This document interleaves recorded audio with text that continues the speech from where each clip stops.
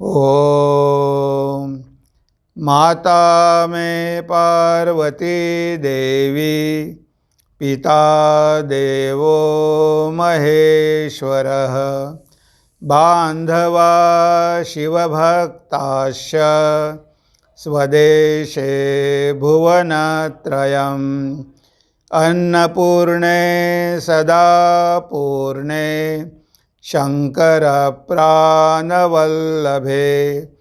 ज्ञानवैराग्यसिद्ध्यर्थं भिक्षां देहि च पार्वती, जननीं शारदां देवीं रामकृष्णं जगद्गुरुं पादपद्मे तयो श्रित्वा प्रणमामि मुहुर्मुहुः, प्रणमामि मुहुर्मुहुः. प्रिय बौद्ध भगिनींनो नमस्कार. दुर्गापूजेनिमित्त आपल्या सगळ्यांना माझ्या हार्दिक शुभेच्छा. आजचा अतिशय पावन दिवस आहे की जगन्मातेचं आगमन झालेलं आहे आणि आपण जगन्मातेची आराधना करत आहोत. 9 दिवसपर्यंत जगन्मातेची आराधना केली जाते, कारण मातेला प्रसन्न करून घेतल्याशिवाय ह्या भौतिक जगामध्ये आणि आध्यात्मिक जगामध्ये आपल्याला आपली प्रगती करून घेता येत नाही. कारण या जगामध्ये तर आपल्याला माहिती आहे दुःखच आहे, हे दुःखानं भरलेलं आहे, 3 तापानं पोळत आहे. त्रिताप, आध्यात्मिक, आदिदैविक, आदिभौतिक. तर हे जे दुःख आहे त्या दुःखापासून मुक्त होण्यासाठी आणि दुर्गती नाशिनी आपली सद्गती व्हावी, मृत्यू झाल्यानंतर आपल्याला पुन्हा खाली जाता कामा नये, आपण पुन्हा खाली जाऊ नये, म्हणजे आपल्याला सद्गती प्राप्त व्हावी, यापेक्षाही उत्तम जन्म प्राप्त व्हावा, हाच जीवनाचा उद्देश आहे. आणि म्हणून भगवानसुद्धा गीतेमध्ये म्हणतात, नहि कल्याणकृत कश्चित दुर्गतीम तात गच्छती. जो इतरांच्या कल्याणाचं काम करतो त्याची दुर्गती कधीच होत नाही. तेव्हा आईची जर कृपा असेल तर आपली दुर्गती कधीही होणार नाही. म्हणून आईची आराधना करावी लागते, शक्तीची उपासना करावी लागते. आपल्या शास्त्रांमध्ये बघा, इवन वेदांमध्ये ऋषी देवीची आराधना करतात. तिथे दुर्गा सूक्तम आहे, त्यानंतर देवी सूक्तम आहे, देवसुद्धा आराधना करतात. आणि अवतारांनासुद्धा जेव्हा त्यांना अवतार घ्यावा लागतो, शरीर धारण करावं लागतं, तेव्हा त्यांनासुद्धा ह्या मायेचा आश्रय घ्यावाच लागतो. भगवद्गीतेमध्ये कृष्ण म्हणतात, अजोपी सन अव्ययात्मा भूतानाम ईश्वरोपी सम प्रकृतीम स्वामधिष्ठाय संभवामी आत्ममायया. तर भगवान काय म्हणतात, अजोपी सन अव्ययात्मा भूतानाम ईश्वरोपी सन प्रकृतीम स्वाम अधिष्ठाय संभवामी आत्ममायया. जरी मी अजन्म आहे, अजोपी सन अव्ययात्मा, मी आत्मा आहे, मी नित्यशुद्ध बुद्धमुक्त आत्मा आहे, मी सगळ्या भूतांचा ईश्वर आहे, आणि तरीसुद्धा मला शरीर धारण करण्यासाठी ह्या मायेचा आधार घ्यावा लागतो. प्रकृतीम स्वाम अधिष्ठाय, प्रकृतीचा आधार घेऊन संभवामी आत्ममायया, मी या जगामध्ये पुन्हा पुन्हा अवतार घेतो. म्हणजे भगवंताला सुद्धा शक्ती मानावी लागते. भगवंताला सुद्धा या जगामध्ये कार्य करण्यासाठी शक्तीचा आश्रय घ्यावा लागतो. त्यामुळे आपण 9 दिवस शक्तीची आराधना करतो, शक्तीची उपासना करतो, की ज्यामुळे आपल्या जीवनामध्ये आपल्याला सुख आणि शांती मिळेल आणि आपली आध्यात्मिक प्रगती होईल. नरेंद्रनाथ शक्तीला मानत नव्हते, त्यामुळे त्यांच्या जीवनामध्ये खूप दुःख होते. वडील वारले, दारिद्र्य आलं. तेव्हा एक दिवस भगवान श्री रामकृष्ण म्हणाले, अरे तू आईला मानत नाही म्हणून तुला एवढे दुःख भोगावे लागतात. म्हणजे बघा, तू आईला मानत नाही म्हणून दुःख भोगावे लागतात. कारण नरेंद्रनाथ आईला मानत नव्हता, शक्तीला मानत नव्हता. पण शेवटी नरेंद्रनाथाला शक्तीला मानावं लागलं. इवन तोतापुरी भगवान श्री रामकृष्णांचे गुरु, ते पण शक्तीला मानत नव्हते. पोटामध्ये खूप वेदना व्हायला लागल्या. त्यांना वाटलं की आत्महत्या केली पाहिजे. गंगेच्या पाण्यात गेले, पण त्यांना डुबून मरण्याइतकं पाणीसुद्धा मिळालेलं नाही. बघा, म्हणजे आईच्या इच्छेशिवाय आपण मरू पण शकत नाही. आणि जेव्हा त्यांनी आईवर विश्वास ठेवला, आईवर भक्ती ठेवली, श्रद्धा केली, तेव्हा त्यांचं पोटाचं दुखणं बरं झालं. म्हणजे ही आई आपले दुःख दूर करते, आई आपल्याला सद्गती प्राप्त करून देते. म्हणून आईची आराधना, आईची उपासना केली पाहिजे. हे आपल्या शास्त्रामध्ये सांगितलेलं आहे, संतांनी केलेलं आहे, देवांनी केलेलं आहे, अवतारांनी केलेलं आहे. भगवान श्री रामकृष्णांनी आईची पूजा केलेली आहे, आईची आराधना केलेली आहे, आईला आळवलेलं आहे. तर इथे ही आहे जगन्मातेची शक्ती. आता ही जगन्माता हे सगळं जग निर्माण करते, कारण ब्रह्मा आणि शक्ती अभेद आहे. भगवान श्री रामकृष्ण म्हणायचे की आपण ब्रह्मा आणि शक्ती वेगळे करू शकत नाही. जशी अग्नी आणि दाहिका शक्ती, दूध आणि त्याचा पांढरा रंग हे जसे आपण वेगळे करू शकत नाही, तसं ब्रह्मा आणि शक्ती आपण वेगळे करू शकत नाही. कारण जेव्हा ही सृष्टी निर्माण होते, ती त्या भगवंताला किंवा ब्रह्माला शक्तीचा आश्रय घेऊनच निर्माण करावी लागते. म्हणून आपण म्हणतो की ही शक्ती आहे, हिच्यामध्ये 9 प्रकार आहे, नवविधा, किंवा आपण नवरात्री म्हणतो. म्हणजे ह्या शक्तीचे 9 प्रकार सांगितले आहे. सृष्टी, स्थिती, प्रलय, ह्या सगळ्या लीलेच्या, ह्या भगवतीच्या लीला आहे, ह्या सगळ्या देवीच्या लीला आहे. ती सृष्टी पण करते, पालन पण करते, आणि तीच विनाश पण करते, तीच प्रलय पण करते. ह्या शक्तीच्या 3 मुख्य क्रिया आहेत. त्यानंतर इच्छाशक्ती, क्रियाशक्ती, ज्ञानशक्ती आणि कृपाशक्ती, या 4 शक्ती पुन्हा आहे. 3 तर आहेच, सृष्टी, स्थिती, प्रलय. त्यानंतर क्रियाशक्ती, इच्छाशक्ती, ज्ञानशक्ती, कृपाशक्ती. आपल्याला वाटतं की आपण आपल्या इच्छेनं करतो, पण या जगामध्ये आपल्या इच्छेनं काहीही होत नाही. सगळं आईच्या इच्छेनं होतं. आपला अहंकार असतो, आपल्याला वाटते की आपल्या इच्छेनं आपण सगळं करत आहोत, पण इथे आपली इच्छा काहीही कामायची नाही. म्हणून भगवान श्री रामकृष्ण गाणं म्हणायचे, सकली तुम्हारी इच्छा, इच्छामयी तारा तुम्ही, तुम्हार कर्म तुम्ही करो मा, लोके बोले करी आम्ही. आई, तुझ्या इच्छेनं ते जग चालत असते. सकली तुम्हारी इच्छा, इच्छामयी तारा तुम्ही. तर ती इच्छामयी आहे, तिच्या इच्छेनं सगळं होत असतं.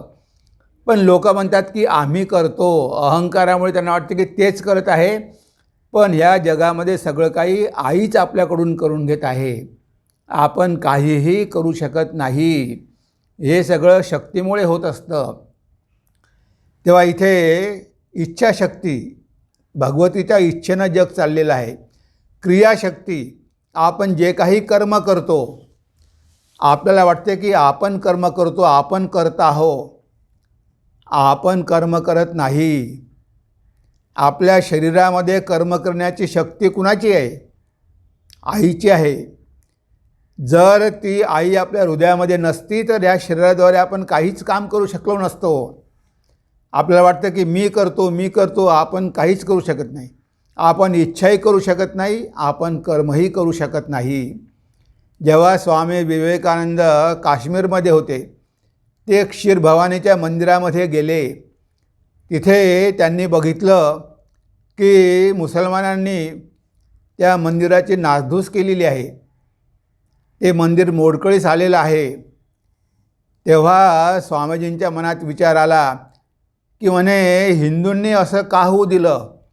त्यावेळेस जर मी असतो तर म्हणे मी आईचं मंदिर पाडूच दिलं नसतं. तेव्हा त्यांना आकाशवाणी ऐकायला आली. आई स्वतः बोलत आहे. आई म्हणाली, अरे तू माझं रक्षण करणार की मी तुझं रक्षण करणार. तू कोण आहे माझं मंदिर रक्षण करणारा. ही माझी इच्छा आहे. मला अशा मंदिरामध्येच राहण्याची इच्छा आहे. मी इच्छा केली तर इथे सोन्याचं मंदिर मी करू शकते, पण माझ्या इच्छेनंच ते पाडलं गेलं. मीच त्या मंदिरामध्ये राहत आहे. त्यामुळे मी तुझं रक्षण करेल की तू माझं रक्षण करेल. जेव्हा हे शब्द स्वामीजींनी ऐकले तेव्हापासून स्वामीजींची कर्मामधली इच्छा पूर्णपणे निघून गेली. त्यांना वाटलं की आता आईचं कार्य झालेलं आहे. आईने आपल्याकडून कार्य करून घेतलेलं आहे आणि आईच करून घेईल. म्हणजे तेव्हा स्वामीजींना कळलं की सगळं काही जे काही केलेलं आहे ते आईनंच केलेलं आहे. जेव्हा नरेंद्र म्हणाला ठाकूरांना की मी काही करणार नाही, ठाकूर म्हणायचे की तुला खूप कार्य करावं लागेल, तुला मातेचं कार्य करावं लागेल. तर नरेंद्र म्हणतो की मी नाही करणार. तेव्हा ठाकूर म्हणाले की तू नाही कसा करणार नाही. तू कसा म्हणतो नाही करणार. आई तुझ्याकडून करून घेईल. तुझ्या हाडांनासुद्धा काम करावं लागेल. म्हणजे बघा, आईच आपल्याकडून सगळं कार्य करून घेत असते, कारण ही तिची सृष्टी आहे. ह्या सृष्टीचं रक्षण करण्याची जबाबदारी आईची आहे.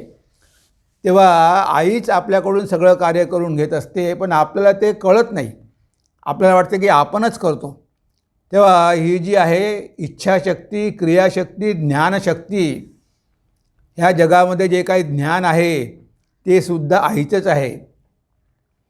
कवी कालिदास एक मूर्ख होता. झाडाच्या फांदीवर बसून तो ती फांदी कापत आहे, तोडत आहे. आता बघा, ती फांदी तोडली तर तो खाली पडणार, एवढी पण बुद्धी नाही. बायकोने खूप तिरस्कार केला, विद्योत्तमाने खूप तिरस्कार केला. तिला वाटलं की मला एवढा मूर्ख नवरा मिळाला. ती खूप हुशार होती, ती पंडित होती. तेव्हा कालिदास घर सोडून निघून गेले. उज्जैनला देवीच्या मंदिरात जाऊन बसले आणि देवीची आराधना केली, देवीची उपासना केली, देवीला प्रार्थना केली आणि ते कवी कालिदास झाले. बघा, म्हणजे एवढं ज्ञान त्यांना प्राप्त झालं. कशामुळे? आईच्या कृपेमुळे, आईची आराधना केल्यामुळे. इवन रामानुजन गणितज्ञ, ते मंदिरात जाऊन बसायचे, ध्यान करायचे. तेव्हा ध्यानामध्ये त्यांना गणिताची सूत्र दिसायला लागली. म्हणजे भौतिक ज्ञान असो की आध्यात्मिक ज्ञान असो, ते सगळं आईकडूनच येत असतं. म्हणून भगवान श्री रामकृष्ण म्हणायचे की शारदा सरस्वती आहे, ती यावेळेस ज्ञान देण्यासाठी आलेली आहे, जीवाचा उद्धार करण्यासाठी आलेली आहे. म्हणजे ही ज्ञानशक्ती आईमध्ये असते. आणि शेवटी कृपाशक्ती, कारण आईच्या कृपेशिवाय काहीच शक्य नाही. आपण कितीही ईश्वरलाभ करून घेण्याचा प्रयत्न केला, ब्रह्मज्ञान प्राप्त करून घेण्याचा प्रयत्न केला, तरी आईची इच्छा पाहिजे. म्हणून प्रथम शक्तीची आराधना करावी लागते, शक्तीला प्रसन्न करावं लागते. चाहो यदि मन रामकृष्ण धन, माँ के चरण में कर दो समर्पण, प्रसन्न होगी जब शारदा अनुपमा, मुक्तिद्वार खुल जाए तत्क्षण. जेव्हा शारदादेवी प्रसन्न होईल तेव्हा भगवान रामकृष्णांचं दर्शन होईल. जेव्हा राधा प्रसन्न होईल तेव्हा कृष्णाचं दर्शन होईल. म्हणून प्रथम शक्तीची आराधना, शक्तीची आराधना केली, शक्ती प्रसन्न झाली तर आपल्याला जीवनामध्ये सगळं काही प्राप्त होऊ शकतं. ती भगवती आपल्याला ईश्वरला पण करून देऊ शकते. ती आपल्या मार्गामधले अडथळे सगळे दूर करू शकते. म्हणून तर शंकराचार्य म्हणतात, मोक्षद्वार कपाट पाट न करी, माते अन्नपूर्णेश्वरी. या आई तू मोक्षाचं द्वार, मोक्षाचं कपाट उघडून देणारी आहे, कारण तुझ्याकडे ती चाबी आहे. तेव्हा ही आईच आपल्याला मोक्षापर्यंत घेऊन जाऊ शकते. म्हणजे एवढा शक्तीचा महिमा सांगितलेला आहे. मार्कंडेय पुराणामध्ये देवी स्तुती आहे आणि देवाने स्तुती केलेली आहे. या देवी सर्वभूतेषु शक्तिरूपेण संस्थिता, या देवी सर्वभूतेषु श्रद्धारूपेण संस्थिता, या देवी सर्वभूतेषु बुद्धिरूपेण संस्थिता, या देवी सर्वभूतेषु मातृरूपेण संस्थिता. म्हणजे इथे आराधना केलेली आहे की ही आई जर प्रसन्न झाली, जर आईची कृपा झाली तर ह्या सगळ्या गोष्टी आपल्याला प्राप्त होतात. आपल्यामध्ये श्रद्धा वाढते, भगवंतावरचा विश्वास आणि श्रद्धा आणि भक्ती हे सगळं आपल्याला प्राप्त होते. नरेंद्र मंदिरामध्ये गेला, भगवान श्रीरामकृष्ण म्हणाले तुला जे पाहिजे ते माग. नरेंद्राने काहीही भौतिक मागितलं नाही. आई मला ज्ञान दे, भक्ती दे, विवेक दे, वैराग्य दे. बघा, नरेंद्राने ह्याच गोष्टी मागितल्या, कारण आई ह्या गोष्टी देण्यास पण समर्थ आहे. म्हणून इथे आईची कृपा झाली तर आपल्याला श्रद्धा मिळते, आपल्याला बुद्धी मिळते. स्वामी विवेकानंदांनी अमेरिकेमध्ये व्याख्यानं दिली आणि लोकांवरती इतका प्रभाव पडला. हे ज्ञानाचं भंडार कुठून आलं? हे ज्ञानाचं भंडार आईपासून आलं.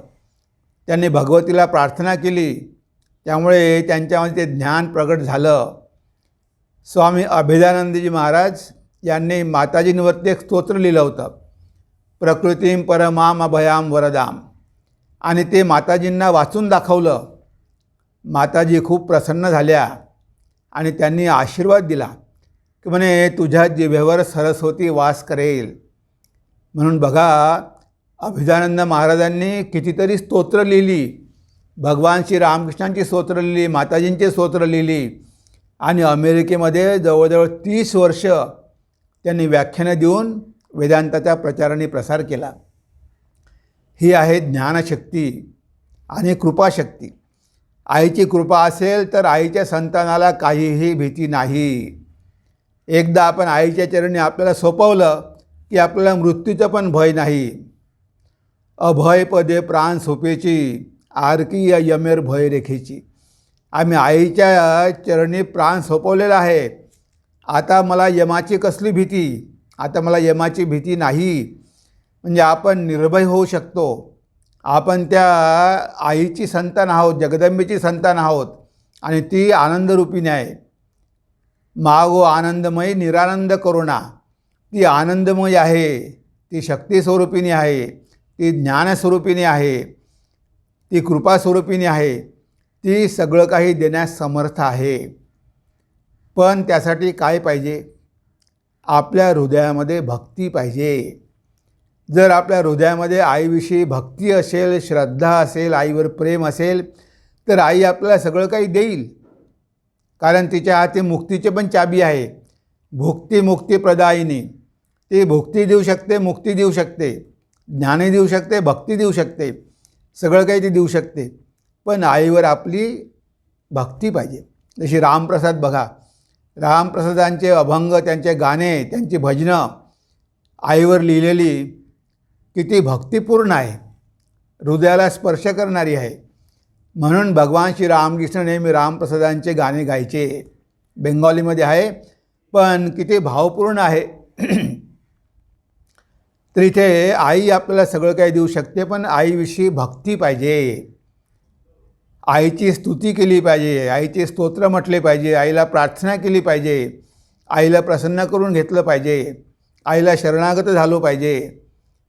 तर ह्या शक्तीला बायपास करून आपण पुढे जाऊ शकत नाही. कितीही मोठा तो आध्यात्मिक असेल, ज्ञानी असेल, तरी त्याला शक्ती मानावीच लागते. कारण एकदा ह्या जगामध्ये जन्म घेतला की हा सगळा एरिया शक्तीचा आहे, आईचा आहे. आईच्या इच्छेशिवाय आपण मृत्यू पण स्वीकारू शकत नाही, मृत्यू पण येऊ शकत नाही. म्हणजे बघा, इथे आपल्या इच्छेनं काहीही होत नाही, सगळं काही आईच्या इच्छेनं होतं. म्हणून आईला पहिले प्रसन्न करून घेणं हे आपलं कर्तव्य आहे. त्यामुळे भक्तिमार्गानं आपण आईला प्रसन्न करून घेऊ शकतो. जशी भगवंतानी आईची भक्ती केली, आईला प्रार्थना केली, व्याकुळ झाले आईसाठी, आणि शेवटी आईनं दर्शन दिलं आणि भगवान श्री रामकृष्णांना सगळं काही दिलं. त्यांना ज्ञान दिलं, भक्ती दिली, सगळं दिलं. सगळ्या साधना केल्या, गुरु त्यांच्याकडे आले, सगळ्या धर्मांच्या साधना केल्या. जे बघा, काहीही अध्ययन केलेलं नाही तरी त्यांच्या वाणीद्वारे वेदवाक्य बाहेर पडत आहे. ही शक्ती कुणाची आहे? भगवान श्री रामकृष्ण म्हणायचे की आई ज्ञानाची रास ढकलून देत आहे. संपत आली की ती पुन्हा ढकलून देते. मला कधीही ज्ञानाचा अभाव पडत नाही. मोठमोठे पंडित यायचे, पण ते सुद्धा भगवान श्री रामकृष्णाचं ज्ञान बघून अवाक होऊन जायचे. अरे, निरक्षर मनुष्याला एवढं ज्ञान आलं कुठून? काहीही पुस्तकं वाचली नाही. जे बघा, आई सगळं काही देऊ शकते. जर आईची कृपा झाली तर आपल्याला या जगामध्ये कशाचीही कमी पडू शकत नाही. म्हणून आईची कृपा करून घेतली पाहिजे. त्यामुळे आपल्यामध्ये श्रद्धा येईल, बुद्धी येईल आणि शक्ती येईल, सामर्थ्य येईल. कारण आपण आईची संतान आणि आपण सगळ्यामध्ये त्या आईला बघितलं पाहिजे. सगळ्या स्त्रियांमध्ये ती मातृरूपानं आहे. आपली दृष्टी आपण बदलली पाहिजे. तीच जगदंबा सगळ्या स्त्रियांमध्ये वास करते. भगवान श्री रामकृष्ण सगळ्या स्त्रियांमध्ये जगन्मातेलाच बघायचे. त्यामुळे त्यांच्या मनामध्ये कधीही वाईट विचार येऊ शकले नाही. इवन ते त्यांना वेश्येकडे घेऊन जाण्यात आलं तेव्हा ते म्हणाले की आई, तू इथे या रूपामध्ये उभी आहेस. इवन वेश्येमध्ये सुद्धा त्यांनी जगदंबेलाच बघितलं. त्यांची दृष्टी अशा प्रकारची, त्यांचा होता मातृभाव. तर जर आपण मातृभावाने आईची साधना केली, आराधना केली, तर बघा आई किती प्रसन्न होईल. तर इथे आईला प्रसन्न करणं हेच आपलं जीवनाचं उद्देश आहे आणि ते आपण भक्तिमार्गानं करू शकतो. ह्या सृष्टीमध्ये सगळं आईचा खेळ सुरू आहे, सगळी आईची लीला सुरू आहे. भगवान श्री रामकृष्ण म्हणायचे की विद्याशक्ती आणि अविद्याशक्ती या दोनही शक्ती आईच्याच आहेत. आपण बघितलं, सृष्टी, स्थिती, प्रलय, 3 शक्ती. त्यानंतर इच्छाशक्ती, ज्ञानशक्ती, क्रियाशक्ती, कृपाशक्ती, 4 आणि 3 7. आणि विद्याशक्ती, अविद्याशक्ती 9. अशा 9 शक्ती मातेच्या आहेत. तेव्हा विद्याशक्ती आपल्याला भगवंताकडे घेऊन जाते. आपल्या जीवनामध्ये ज्ञान, भक्ती, विवेक, वैराग्य याची वाढ होते. ही आहे विद्याशक्ती. आणि अविद्याशक्ती आपल्याला संसारामध्ये बांधून ठेवते, आपल्या मनामधले विकार वाढवते आणि ह्या आपण संसारावर आपण आसक्त होतो. ह्या दोनही शक्ती आईच्याच आहे. तीच आपल्याला संसारात बांधते आणि तीच आपल्याला संसारामधून मुक्त करते, दैत्याचा नाश करते. या जगामध्ये जे वाईट लोक आहेत त्यांचा विनाश करते, महिषासुर मर्दिनी. कारण आपल्या मनामध्ये जे विकार आहे, काम, क्रोध, लोभ, मद, मोह, मत्सर, हे सगळे राक्षस आहे आणि आई ह्या राक्षसांचा नाश करते. आपल्या हृदयामध्ये वास करून या राक्षसांचा नाश करते. जे बाहेरचे राक्षस नाही, आपल्या आतमध्येच राक्षस आहे. तेव्हा हे सगळे जे विकार आहे त्यांना आई दूर करते आणि मग आपलं मन पवित्र होतं. त्या पवित्र मनाद्वारे आपण भगवंताचा लाभ करून घेऊ शकतो. तर इथे आई आपल्याला सगळं काही देऊ शकते, ज्ञान देऊ शकते, भक्ती देऊ शकते. पण केव्हा? जर आपण विद्यामायेचा आश्रय घेतला तर.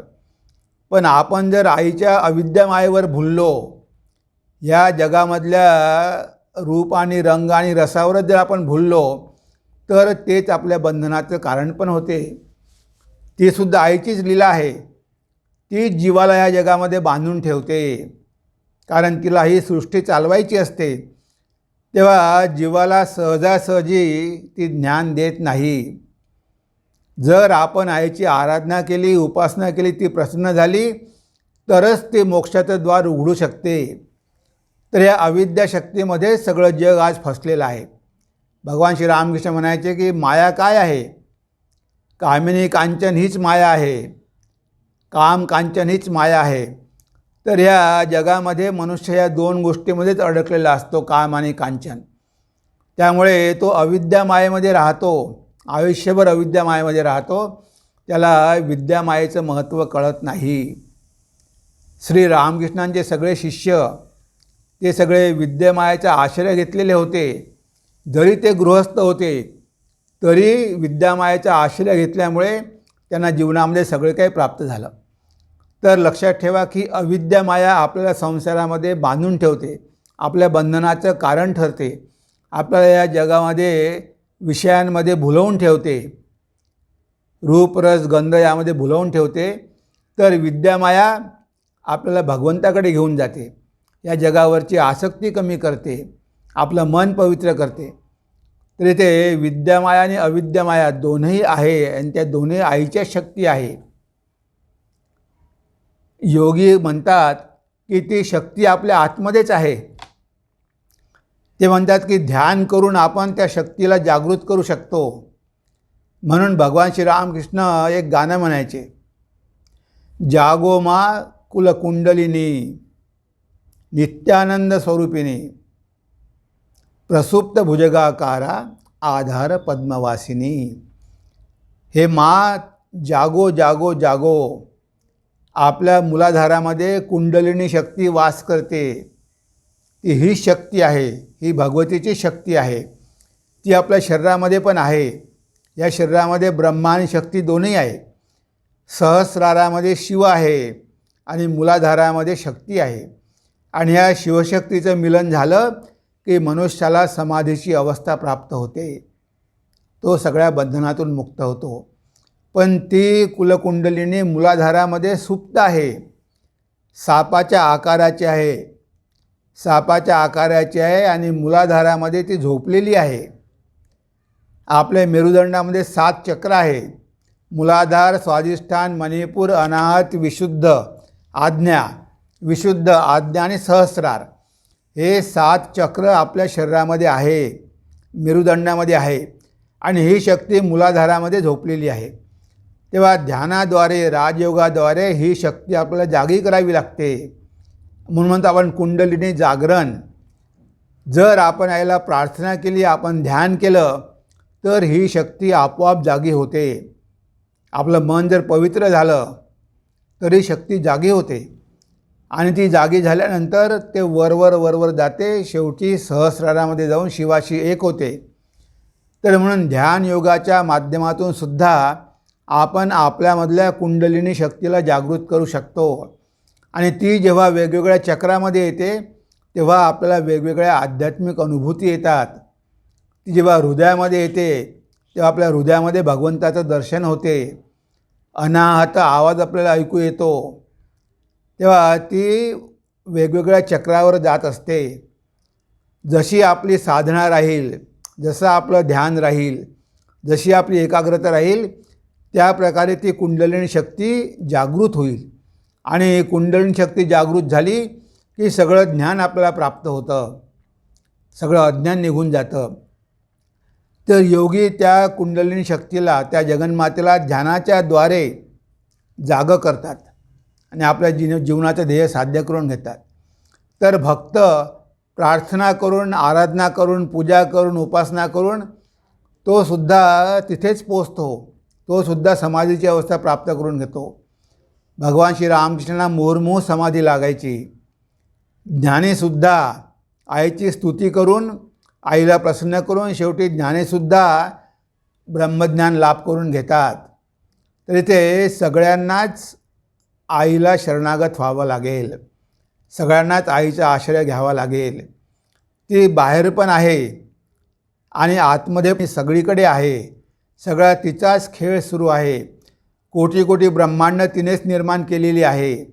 सगळ्या जीवामध्ये तीच वास करते, तीच बंधनाचं कारण आहे, तीच मुक्तीचं कारण आहे.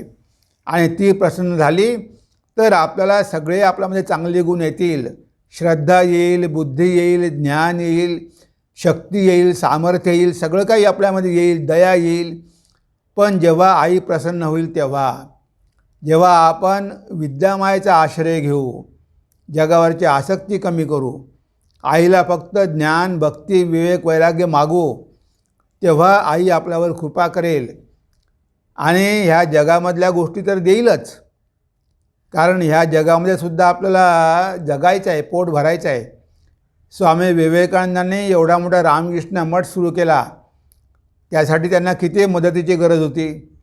म्हणून शारदा देवी संघजननी झाली. शारदा देवी प्रसन्न झाली आणि शारदा देवींनी म्हटलं की माझ्या मुलांनासुद्धा राहण्यासाठी आणि जेवणासाठी काहीतरी व्यवस्था झाली पाहिजे. आणि आईच्या कृपेनंच हा संघ निर्माण झाला आणि तो वाढत आहे. तेव्हा ही आहे शक्तीची महिमा. या जगामध्ये सगळीकडे शक्तीच आहे, ती आईच आहे. ती आपल्यामध्ये आहे, आपण तिला जागं करू शकतो. ती मुलाधारामध्ये झोपलेली आहे. आपण जर ध्यान केलं, प्रार्थना केली तर आई अवश्य जागृत होईल. आपण जर विद्यामायेचा आश्रय घेतला तर शक्ती जागी होईल आणि आपण आपल्या जीवनाचं ध्येय सहज प्राप्त करून घेऊ शकू. तर अशा प्रकारे आपण बघितलं की आईच्या 9 शक्ती आहे. म्हणून नवरात्री आपण म्हणतो. ती जगामध्ये वेगवेगळ्या रूपानं कार्य करत असते, वेगवेगळ्या प्रकारे कार्य करत असते आणि या जगामध्ये सगळी काही आईचीच इच्छा असते. आईच्या इच्छेशिवाय कोणी काहीही करू शकत नाही. सकली तोमारी इच्छा. आणि ती कशी आहे? आनंदमयी आहे, शक्तिशाली आहे. आणि आपण आनंदमयीचे, शक्तिरूपिणीचे संतान आहोत, तेव्हा आपल्याला भीती कसली?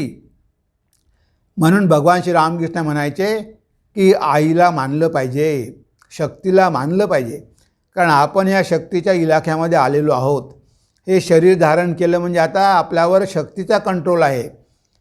आपण इथे आपल्या इच्छेनं काहीच करू शकत नाही. तेव्हा आई जर प्रसन्न झाली तर आपल्या जीवनामध्ये सगळे दुःख दूर करेल. ती आपली सद्गती आपल्याला प्राप्त करून देईल, दुर्गती नाश करेल, दुर्गती नाशिनी. आणि शेवटी मोक्षाचं कपाटसुद्धा ती आपल्यासाठी उघडून देईल आणि आपलं जीवन धन्य करेल. तर हा आहे आईचा महिमा. आणि म्हणून आपण 9 दिवस आईची आराधना करत असतो, आईची उपासना करत असतो, आईला प्रसन्न करण्याचा प्रयत्न करत असतो. बरेच लोक 9 दिवस उपवास करतात. आईला प्रसन्न करून घेणं हाच उद्देश आहे. तुम्ही मग तपस्या करा, उपवास करा, भक्ती करा, ध्यान करा, काहीही करा, पण आईला प्रसन्न करून घ्या. म्हणून चंडीपाठ, देवी महात्म्य याचं 9 दिवसपर्यंत पारायण असतं आईला प्रसन्न करण्यासाठी. हे आईला प्रसन्न करण्याचे वेगवेगळे मार्ग आहे.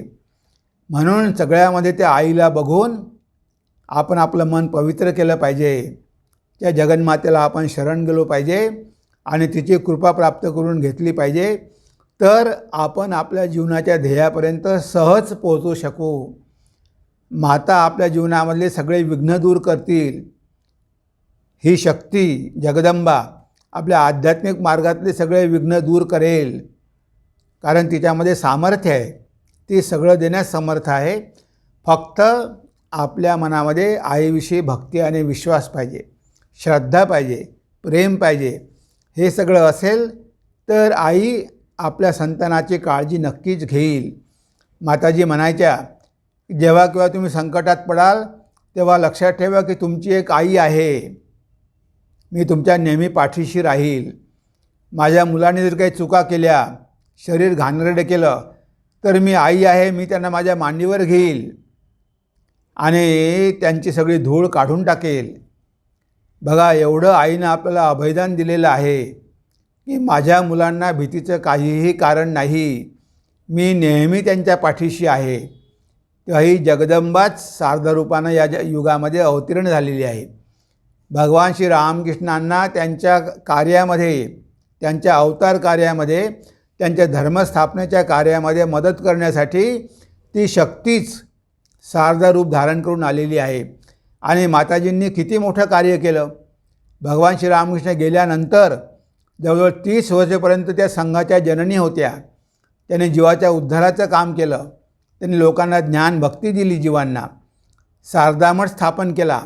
म्हणजे अशा प्रकारे आपण बघतो की अवतारांनासुद्धा आपलं कार्य करण्यासाठी शक्तीचा आधार घ्यावा लागतो, शक्तीची मदत घ्यावी लागते, तेव्हाच त्यांचं कार्य सफल होऊ शकतं.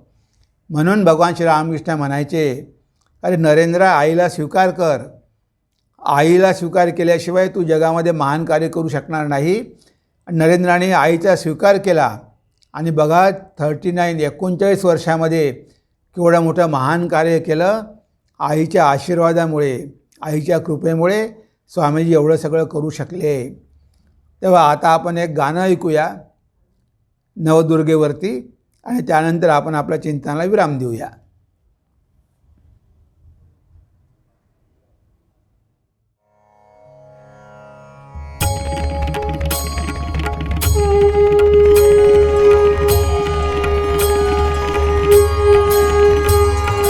नवदुर्गा नवदुर्गा नवदुर्गा नवदुर्गा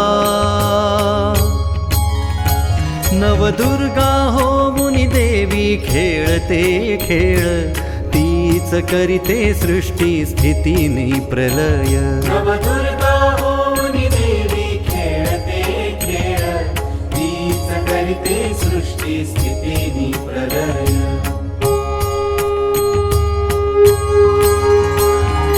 अभयदान देते ती अपुल्या भक्तांना, रुद्ररूप धरोनी संहारी दुर्जनांना. अभयदान देते ती अपुल्या भक्तांना, रुद्ररूप धरोनी संहारी दुर्जनांना.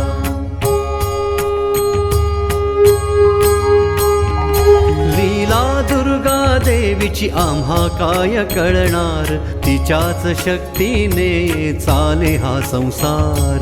लीला दुर्गा देवीची आम्हा काय कळणार, तिच्याच शक्तीने चाले हा संसार.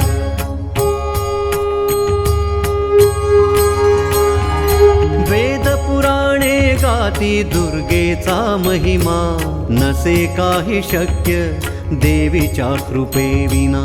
वेद पुराणे गाती दुर्गेचा महिमा, नसे काही शक्य देवीच्या कृपेविना.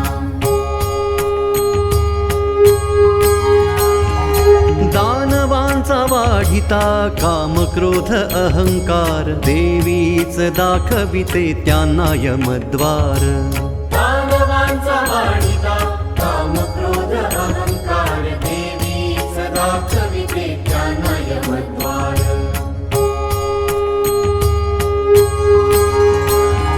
श्रीकांत अल्पमती जाई देवीला शरण, श्रीकांत अल्पमती जाई देवीला शरण. शरणागताचे देवी सदा करी रक्षण. शरणागताचे देवी सदा करी रक्षण. शरणागताचे देवी सदा करी रक्षण. नवदुर्गा नवदुर्गा नवदुर्गा नवदुर्गा नवदुर्गा नवदुर्गा.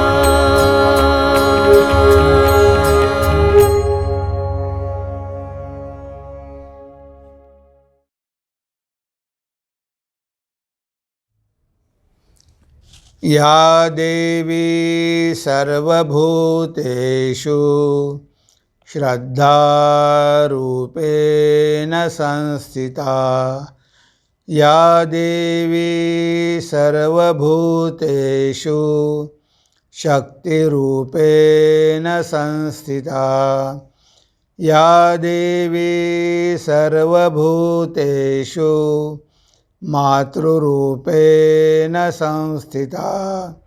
या देवी सर्वभूतेषु दयारूपेण संस्थिता. या देवी सर्वभूतेषु बुद्धिरूपेण संस्थिता. नमस्तस्यै नमस्तस्यै नमस्तस्यै नमो नमः.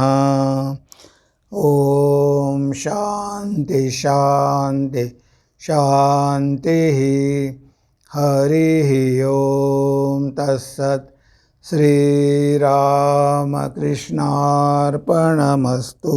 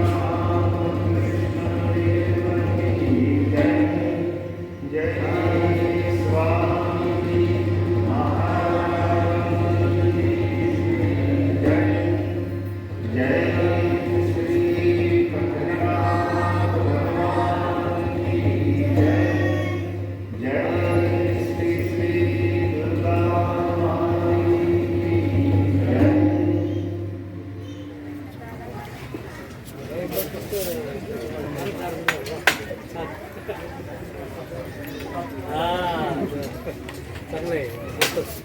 स्कूल कुठे आहे चांगलं आता मस्त आहे ग्राउंडला जातो का?